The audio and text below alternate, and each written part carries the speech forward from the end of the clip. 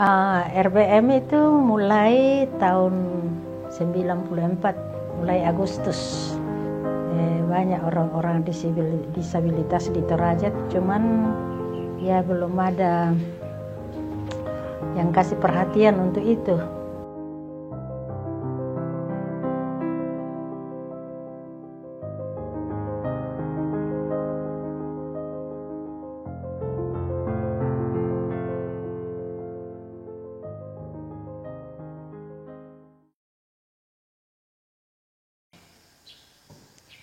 Pandangan masyarakat untuk anak-anak disabilitas pada umumnya mereka mengucilkan karena melihat saja keadaan mereka yang tidak seperti dengan orang lain.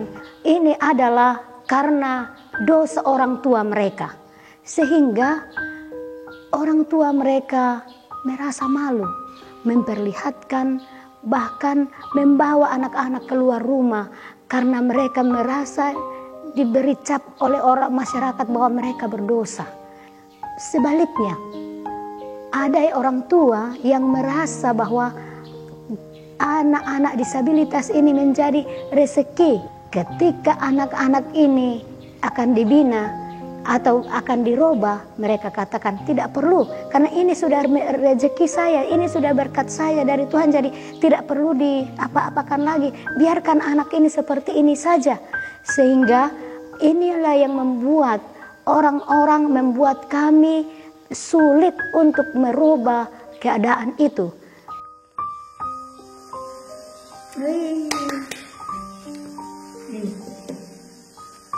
Enam, tujuh, delapan, siapa rajin bersekolah cari ilmu sampai dapat. Proses pengajaran yang dilakukan kepada anak-anak sebelum pandemi adalah petugas berkunjung dari rumah ke rumah. Setelah pandemi, kami tetap menerapkan protokol kesehatan. Kami tetap berkunjung dengan catatan ada persetujuan dari orang tua. Jadi RBM mengeluarkan surat persetujuan untuk ditandatangani oleh orang tua. Jika orang tua tersebut mau anaknya dilayani, kita layani. Kemudian materi yang diberikan kepada anak-anak itu disesuaikan dengan kebutuhan anak masing-masing. Jadi setiap anak programnya berbeda. Ada yang diberikan pendidikan dasar bagi anak yang bisa baca dan menulis.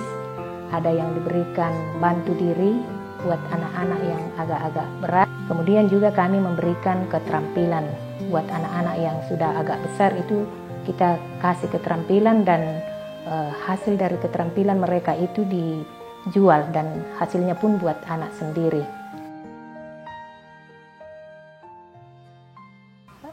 Perasaan kami sejak kami masuk di RBM itu, kami sangat senang, bahkan bermanfaat sekali buat kami khususnya yang berhambatan khusus. Kalau dulu itu mungkin kami hanya bisa di rumah aja, tidak bisa pegang duit sama sekali, tidak bisa berkembang seperti ini. Seandainya kami tidak bisa menemukan yang namanya RBM. Sebelum saya belum mengenal RBM, kalau misalnya ada adik-adik yang minta duit, kadang-kadang saya menangis, ya ampun, seandainya aku bisa membantu adik-adik aku. Karena kasihan orang tua gitu, Pak. Mungkin Tuhan telah mendengarkan doa saya, sehingga benar-benar kalau misalnya adik-adik saya butuh, ya puji Tuhan saya bisa memberikannya setelah saya masuk di RBM. Nama saya Anna Riana Arif. Umur saya 38 tahun. Pada umur 9 bulan, saya masih dengar kata mama saya.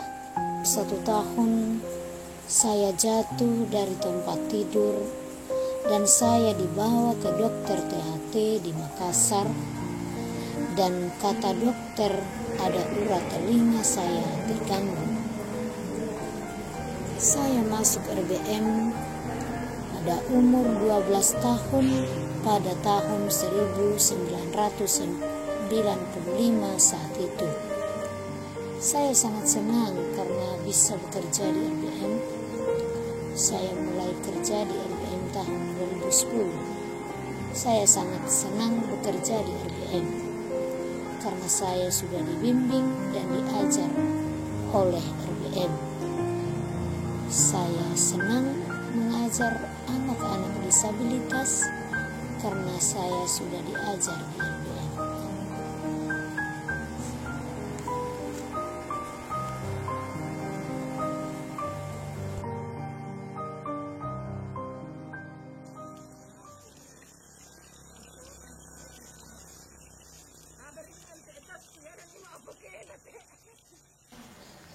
Duka kami sebagai petugas lapangan untuk mendampingi anak-anak, perjalanan sangat jauh dan tidak dilalui dengan kendaraan bermotor sehingga kami berjalan kaki.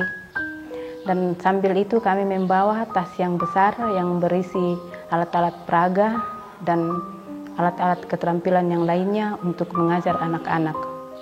Namun di samping itu ada masyarakat juga yang menganggap kami seorang sales untuk menjual dari rumah ke rumah.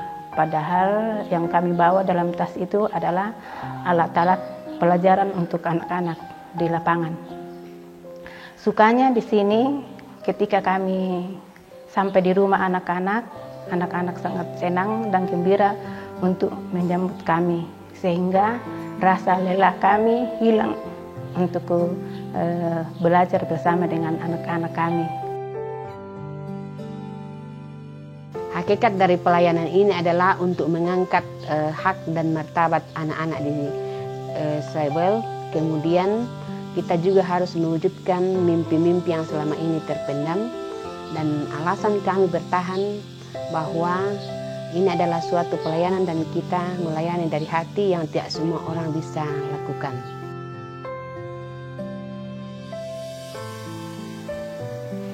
Harapan kami sebagai petugas atau guru adalah anak-anak dapat diterima oleh masyarakat sama dengan anak-anak normal yang lainnya. Kemudian untuk mengajar anak-anak ini sebenarnya itu bukan hanya tugas guru atau tugas orang tua, melainkan tugas masyarakat pada umumnya. Karena tanpa dukungan masyarakat kita tidak dapat mewujudkan mimpi daripada anak-anak.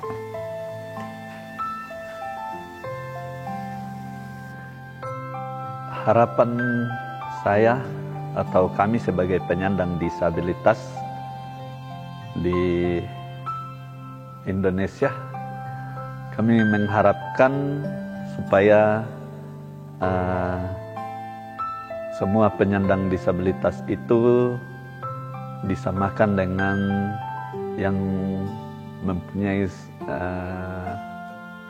pekerjaan atau yang orang melihatlah. Harapan kami sebagai pendamping di orang-orang disabilitas, bagaimana mereka diberikan hak yang sama, mendapatkan akses baik di pendidikan, di dalam pembangunan, dalam akses apapun itu diberikan hak yang sama.